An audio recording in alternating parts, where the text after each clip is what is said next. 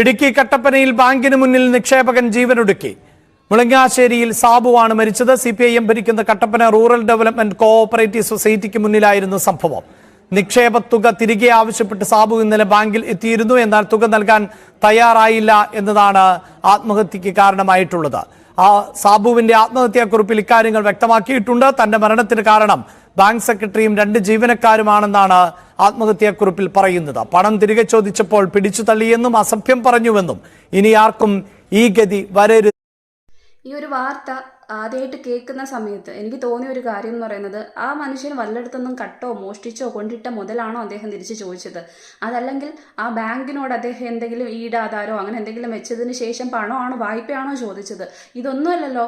ഇത്രയും കാലം ആ മനുഷ്യൻ അധ്വാനിച്ചതിൻ്റെ കൃത്യമായിട്ടുള്ള ഓരോ വിയർപ്പ് തുള്ളിയുടെയും ഫലമാണ് അവിടെ നിക്ഷേപിച്ച പൈസ എന്ന് പറയുന്നത്. അത് അദ്ദേഹത്തിൻ്റെ ആവശ്യത്തിന് വേണ്ടിയിട്ടല്ലേ അദ്ദേഹം ചോദിച്ചത്. ആ സമയത്ത് അറ്റ്ലീസ്റ്റ് അത് കൊടുക്കാൻ പറ്റില്ലെന്നുണ്ടെങ്കിൽ മര്യാദയായിട്ട് പെരുമാറുക എന്നൊരു സംഭവമുണ്ട്. ഇതിലപ്പുറത്തേക്ക് അദ്ദേഹം അവിടുന്ന് പിടിച്ചുപറിക്കാരനോ എന്തോ ആയിട്ട് വന്നതുപോലെയാണ് അവരുടെ പെരുമാറ്റം എന്ന് പറയുന്നത്. അപ്പോൾ സ്വാഭാവികമായിട്ടും ഇതിനെതിരെ ശക്തമായിട്ട് പ്രതികരിക്കേണ്ടതുണ്ട്. അവിടെ ഉള്ള ആൾക്കാർക്കെതിരെ ശക്തമായിട്ടുള്ള നടപടികൾ സ്വീകരിക്കേണ്ടതുണ്ട്. കാരണം ഇതുപോലുള്ള ഗുണ്ടാ പ്രവർത്തനങ്ങൾ ചെയ്യുന്ന അല്ലെങ്കിൽ ക്രിമിനൽ സ്വഭാവമുള്ള ആൾക്കാരെ ഇത്തരത്തിലുള്ള സ്ഥാപനങ്ങളിൽ വെച്ച് പൊറപ്പിച്ചു കഴിഞ്ഞാൽ അത് സാധാരണക്കാരന് തന്നെ ഭീഷണിയായിട്ട് മാറുമെന്നുള്ളതാണ്. ഒരു സ്ഥാപനത്തെ നമ്മൾ അത്രയും വിശ്വസിക്കുന്നത് കൊണ്ടായിരിക്കുമല്ലോ നമ്മുടെ ജീവിതത്തിലുള്ള എല്ലാ തരത്തിലുള്ള നിക്ഷേപങ്ങളും നമ്മൾ അവിടെ കൊണ്ടിടുന്നതെന്ന് പറയുന്നത്.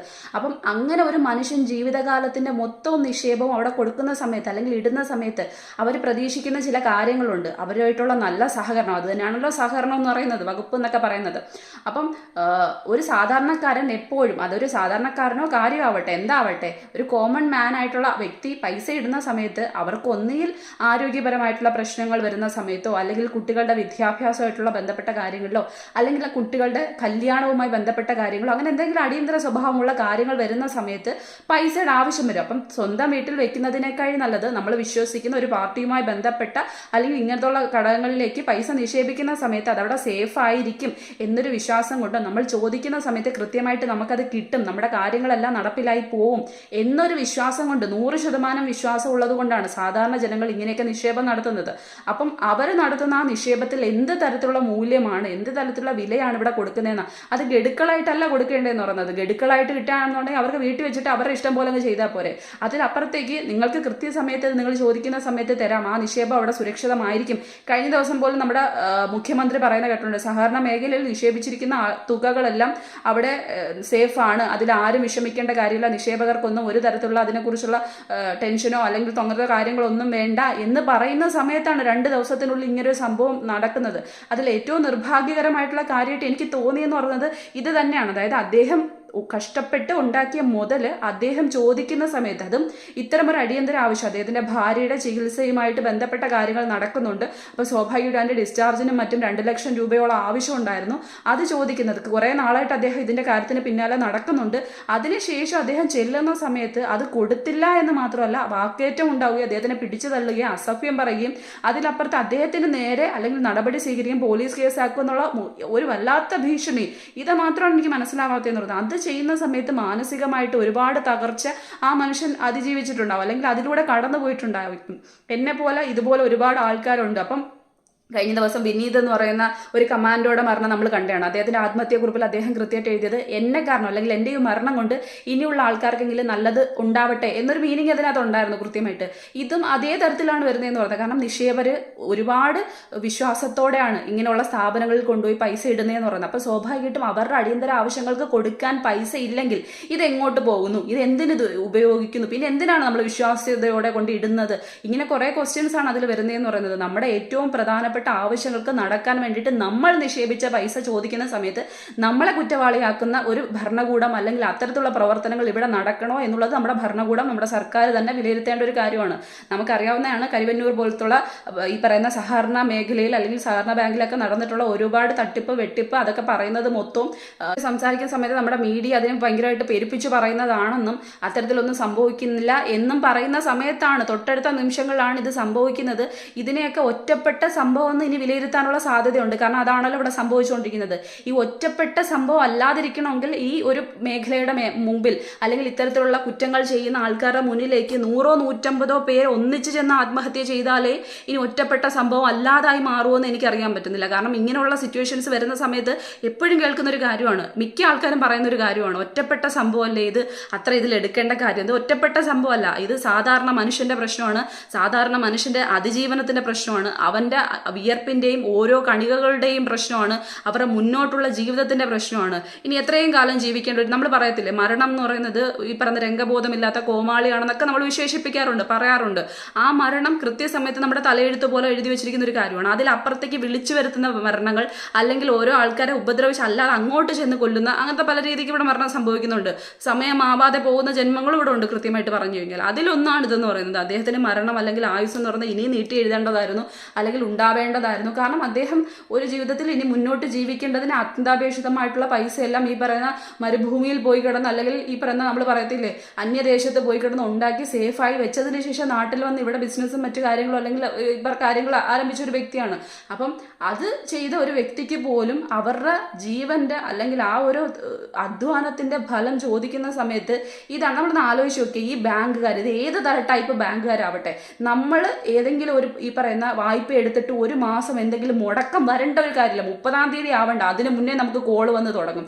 അതാണ് ബാങ്കിലെ ഇടപാടെന്ന് പറയുന്നത്. നമ്മളിപ്പോൾ എത്രയോ കാര്യങ്ങൾ, കഴിഞ്ഞ ദിവസം നമ്മൾ KSFE-യുടെ കാര്യമാണെന്ന് തോന്നുന്നു കേട്ടിട്ടുണ്ടായിരുന്നു, വയനാട് പുനരധിവാസത്തിന്റെ കാര്യമൊക്കെ എങ്ങനെ നടക്കുന്നു എന്നൊക്കെ നമുക്ക് അറിയാവുന്ന ഒരു കാര്യമാണ്. അപ്പം വയനാട്ടിൽ അത്രയും പ്രശ്നങ്ങൾ അഭിമുഖീകരിച്ചിരിക്കുന്ന 2 കുടുംബത്തിന് എന്തോ ജപ്തി നോട്ടീസോ അങ്ങനെ എന്തോ വന്നിട്ട് അതിന്റെ പേരിൽ ഇഷ്യൂസ് ഉണ്ടായി, അത് മാറ്റി ഒരു മാപ്പ് വയ്ക്കുകയൊക്കെ ചെയ്തിട്ടുണ്ട്. അതിനെതിരെ പ്രതിഷേധം ഉയർന്ന സന്ദർഭത്തിലാണ് ഇങ്ങനെയൊക്കെ സംഭവിക്കുന്നത്. അപ്പം ഇവിടെ എന്തുകൊണ്ടാണ് ഇങ്ങനെ മനുഷ്യത്വരഹിതമായിട്ടുള്ള പ്രവർത്തനങ്ങൾ നടക്കുന്നതെന്ന് ചോദിച്ചു കഴിഞ്ഞാൽ കൃത്യമായിട്ട് ചോദിക്കാനും പറയാനും ഇവിടെ ആരുമില്ല എന്നുള്ളത് തന്നെയാണ് അതിന്റെ അടിത്തറ. സാധാരണ ജനത്തിന് വേണ്ടി സംസാരിക്കാൻ ഇവിടെ ആരുമില്ല. എല്ലാവരും എന്തിനൊക്കെയോ വേണ്ടിയിട്ട് അങ്ങോട്ടും ഇങ്ങോട്ടും കടിപിടി കൂടുന്നു. കുറേയധികം പാർട്ടികൾ ഇവിടെ ഉണ്ടായി വരുന്നു, ജനങ്ങൾക്ക് വേണ്ടിയിട്ടാന്ന് പറയുന്നു. കുറെ ജനപ്രതിനിധികളെ നമ്മൾ തന്നെ വോട്ട് ചെയ്യിപ്പിച്ച് എവിടേക്കൊക്കെ വിടുന്നു, പാർലമെന്റിലേക്ക് നിയമസഭകളിലേക്കൊക്കെ വിടുന്നു. പക്ഷെ നമുക്ക് എന്ത് കിട്ടുന്നു എന്ന് ചോദിച്ചു കഴിഞ്ഞാൽ ഒന്നും കിട്ടുന്നില്ല എന്നുള്ളത് തന്നെയാണ് ഏറ്റവും വലിയ സംഭവം എന്ന് പറയുന്നത്. എന്നാൽ ഇത്തരത്തിലുള്ള മേഖലകളിലേക്ക് പോകുന്ന, നമ്മൾ ജയിപ്പിച്ചു വിടുന്ന, നമ്മളോട് വന്ന് കരഞ്ഞും കൈകൂപ്പിയും ഭയങ്കര സ്നേഹത്തോടെ സംസാരിക്കുന്ന സമയത്ത് നമ്മൾ ഭയങ്കരമായിട്ട് അത് ഈ പറയുന്ന വാർഡ് മെമ്പർ, പഞ്ചായത്ത് മെമ്പർ തൊട്ട് അങ്ങോട്ടുള്ള ഏത് ഉപരിതലത്തിലുള്ള മേഖലയിലുള്ള ആൾക്കാരായാൽ പോലും പിന്നീട് അവരുടെ സ്ഥാനം നേടിയെടുത്തതിന് ശേഷം അവരുടെ പോക്കറ്റ് വീർപ്പിക്കുന്നു എന്നതിലപ്പുറത്തേക്ക് നമുക്ക് നഷ്ടങ്ങൾ മാത്രം ഉണ്ടായിക്കൊണ്ടിരിക്കുന്ന സമയത്ത് നമ്മൾ ആരെ ജയിപ്പിക്കണം, നമ്മൾ ആരുടെ കൂടെ നിൽക്കണം എന്നുള്ളത് നമ്മൾ ഒരുമാതിരി ഭ്രാന്തമായിട്ടുള്ള പാർട്ടി ഭ്രാന്തിലേക്ക് പോവാതെ നമ്മൾ കോമൺ ആയിട്ട് നേരെ ചൊവ്വേ ചിന്തിക്കുക എന്നുള്ളതാണ്. ഏത് മനുഷ്യനാണോ നമ്മളതിൽ പാർട്ടി നോക്കേണ്ട കാര്യമില്ല, ആരാണോ നമുക്ക് വേണ്ടി സാധാരണ ജനത്തിന് വേണ്ടി നിൽക്കുന്നത്, ആരാണോ ശബ്ദം ഉയർത്തുന്നത്, അവർക്ക് വേണ്ടി പ്രവർത്തിക്കുക എന്നുള്ളതാണ്. ഇനി അടുത്തൊരു കാര്യം, ഇപ്പൊ ഏറ്റവും കോമാളിത്തരമായിട്ട് എനിക്ക് തോന്നിയ ഒരു കാര്യം എന്ന് പറഞ്ഞാൽ, എത്ര പേർക്ക് തോന്നിയെന്ന് അറിയത്തില്ല, ഇത് എൻ്റെ ഒപ്പീനിയനാണ്. അതായത് നമുക്കറിയാവുന്ന കാര്യമാണ്, ശീതകാല സമ്മേളനം നടന്നുകൊണ്ടിരുന്നതാണ്, ഇന്ന് അത് അവസാനിച്ചു പാർലമെന്റിൽ. ആ സമയത്ത് ശീതകാല സമ്മേളനം ഇന്ന് അവസാനിക്കുന്ന സമയത്ത് അത് രൂക്ഷമായിട്ടുള്ള ഒരു ഘട്ടത്തിലൂടെയാണ് കടന്നുപോയത്. എന്തിനാന്ന് ചോദിച്ചു കഴിഞ്ഞാൽ നമുക്കറിയാവുന്ന കാര്യമാണ്, BR അംബേദ്കർ എന്ന് പറയുന്ന മഹാമനുഷ്യന്റെ പേരിലാണ് ഇത്തരത്തിലുള്ള വിവാദങ്ങളും കോളിളക്കങ്ങളും ഒക്കെ ഇവിടെ സംഭവിച്ചതെന്ന് പറയുന്നത്, ഇരു കക്ഷികളായിട്ട് ചേർന്നുകൊണ്ട്. പക്ഷെ ഇവരൊക്കെ ഇങ്ങനെ അടികൂടുന്ന സമയത്ത്, പരസ്പരം പഴി പാരി എറിയുന്ന സമയത്ത്, പോരാടുന്ന സമയത്ത് ആർക്കാണ് ലാഭം ഉണ്ടാക്കുന്നത്? അല്ലെങ്കിൽ ആ മനുഷ്യന്റെ പേര് പറഞ്ഞ് ഇവരൊക്കെ ഈ പറയുന്ന സമയത്ത് ആ മനുഷ്യൻ ചെയ്ത എന്ത് പ്രവൃത്തിയാണ് ഇവരൊക്കെ നമുക്ക് ചെയ്തു തരുന്നതെന്നുള്ളത് വലിയൊരു, കാരണം അന്നും അവർ രാഷ്ട്രീയം നടത്തിയിട്ടുള്ള ആൾക്കാർ തന്നെയാണ്, ഇവർക്കൊക്കെ രാഷ്ട്രീയം ഉണ്ടായിരുന്നു, അല്ലെങ്കിൽ ഇവരൊക്കെ സാമൂഹ്യ പ്രവർത്തനം നടത്തിയിട്ടുള്ള ആൾക്കാരാണ് നമ്മുടെ അംബേദ്കർ പോലുള്ള ആൾക്കാരെന്ന് പറയുന്നത്. പക്ഷെ അവർ ചെയ്തിരുന്ന പ്രവർത്തനങ്ങളുടെ ഓരോ അംശമെങ്കിലും ഈ സംസാരിക്കുന്ന ഏതൊരു കൂട്ടരായാലും ചെയ്യുന്നുണ്ടോന്ന് നെഞ്ചിൽ തട്ടി അവർക്ക് പറയാമോ എന്ന് ചോദിച്ചു കഴിഞ്ഞാൽ ആ മനുഷ്യന്റെയൊക്കെ ചെരുപ്പ് അഴിക്കാനുള്ള യോഗ്യത പോലും ഇല്ലാത്ത ആൾക്കാരാണ് ഇന്നത്തെ ഈ പറയുന്ന രാഷ്ട്രീയ പ്രവർത്തനമായിട്ട് ഇരിക്കുന്നതിൽ ഭൂരിഭാഗവും. എല്ലാവരും എന്ന് ഞാൻ പറയുന്നില്ല, ഭൂരിഭാഗവും ആ മനുഷ്യന്റെ പേര് ഉച്ചരിക്കാൻ പോലും ഒരു തരത്തിലുള്ള യോഗ്യത ഇല്ലാത്ത ആൾക്കാരാണ്. കാരണം അവരൊന്നും ഈ പറയുന്ന കീശ വീർപ്പിക്കാൻ തുടങ്ങുന്ന സംഭവത്തിനോ അല്ലെങ്കിൽ ഈ പറയുന്ന അദ്ദേഹം പ്രതിദാനം ചെയ്യുന്ന ഒരു പാർട്ടിയിൽപ്പെട്ട ആൾക്കാർക്ക് വേണ്ടി മാത്രം സംസാരിക്കുന്നവരോ ഒന്നുമല്ല. ഇന്ന് ഇതാണ് കാണുന്നത്. ആ പാർട്ടിയിൽ അംഗമാണോ എങ്കിൽ ഒരു കൂട്ടരാണ്, ആ പാർട്ടിയിൽ അംഗമായിട്ടുള്ള കുറെ ആൾക്കാർക്ക് വേണ്ടി പൊക്കി വിടാൻ വേണ്ടി, അവരുടെ കാര്യങ്ങൾ നടപ്പിലാക്കി കൊടുക്കാൻ വേണ്ടി. അതിലപ്പുറത്തേക്ക് ഒരു സ്ഥാനത്ത് എത്തിച്ചേരുന്ന സമയത്ത് നമ്മൾ ജനപ്രതിനിധികളാണ്, ഇത്രയും ജനങ്ങളെ നമ്മൾ അഭിമുഖീകരിക്കുന്നവരാണ് അല്ലെങ്കിൽ പ്രതിനിധീകരിക്കുന്നവരാണ്. മനുഷ്യരാണ്, അപ്പം നമ്മൾ പാർട്ടിയല്ല നോക്കേണ്ടത്, ഇവരെല്ലാം നമ്മുടെ മനുഷ്യരാണ്, അല്ലെങ്കിൽ നമ്മുടെ കീഴിൽ നമ്മളെ വിശ്വസിച്ചുള്ള ജനങ്ങളാണ്, അവർക്ക് വേണ്ടി പാർട്ടി നോക്കിയല്ല പ്രവർത്തിക്കേണ്ടതെന്ന് ചിന്തിക്കുന്ന എത്ര രാഷ്ട്രീയ നേതാക്കൾ ഉണ്ടെന്ന് ചോദിച്ചു കഴിഞ്ഞാൽ വിരലിൽ എണ്ണാവുന്ന ആൾക്കാർ മാത്രമേ ഉള്ളൂ.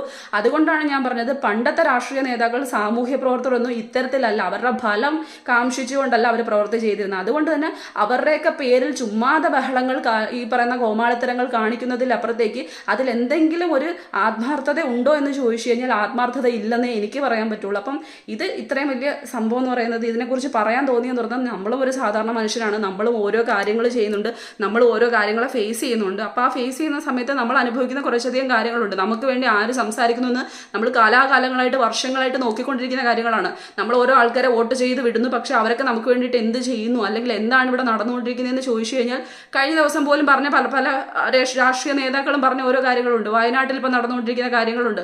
അതിലപ്പുറത്തേക്ക് ഈ വന്യജീവി ആക്രമണത്തിലൂടെ മരണപ്പെടുന്ന കുറേയധികം ആൾക്കാരുണ്ട്. ഈ ഫണ്ടൊന്നും ഇതിനൊന്നും പാർലമെന്റിൽ നിന്ന് ബില്ല് അവതരിപ്പിച്ചോ അല്ലെങ്കിൽ ഓരോ പ്രമേയങ്ങളൊക്കെ പാസ്സാക്കിയോ ഒന്നും ഒരു കാര്യങ്ങളും അവിടെ നടക്കുന്നില്ല എന്ന് ചോദിച്ചു കഴിഞ്ഞാൽ എനിക്ക് മനസ്സിലാവാത്തൊരു കാര്യമാണ്. ഇത്രയും വർഷങ്ങളായിട്ട് നിന്നുകൊണ്ട് ഈ പറയുന്ന കാട്ടാന ശല്യങ്ങളോ അല്ലെങ്കിൽ ഈ പറയുന്ന കാട്ടുപോത്ത് ആക്രമണങ്ങളോ വന്യജീവികളെ കാട്ടിൽ നിന്ന് ഈ പറയുന്ന നാട്ടിലേക്ക് ഇറങ്ങുന്നതിനെ മാറ്റാൻ വേണ്ടിയിട്ട് എത്രയോ കോടിക്കണക്കിന് രൂപയാണ് ഇവിടെ ഒരു ചുമ്മാതെ ഒഴുക്കിക്കൊണ്ടിരിക്കുന്നത്, കളഞ്ഞു കൊണ്ടിരിക്കുന്നതെന്ന് പറയുന്നത്. ആ സമയത്ത് അതിനെതിരെ ഒന്നും പ്രവർത്തിക്കാൻ വേണ്ടി ആരും മുന്നോട്ട് സജ്ജരായി വരാത്തത് എന്തുകൊണ്ട്? വർഷങ്ങളായി നമ്മൾ കാണുമല്ലേ എത്ര മനുഷ്യരാണ് ഈ കൊല ചെയ്യുന്നത്, അല്ലെങ്കിൽ ഈ പറയുന്ന അത്രയും ക്രൂരമായിട്ട് കൊല ചെയ്യപ്പെടുന്നതെന്ന് പറയുന്നത്. എന്നിട്ടും ആരും ഒന്നും ചെയ്യുന്നില്ലെന്ന് കാണുന്ന സമയത്താണ് ഇത്തരത്തിലുള്ള പ്രതികരണത്തിന് തോന്നുന്നത്.